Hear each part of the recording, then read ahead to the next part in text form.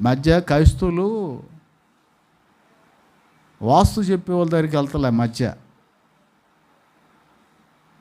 క్రైస్తవులం అండి, మనకెందుకండి వాస్తులు అంటావు.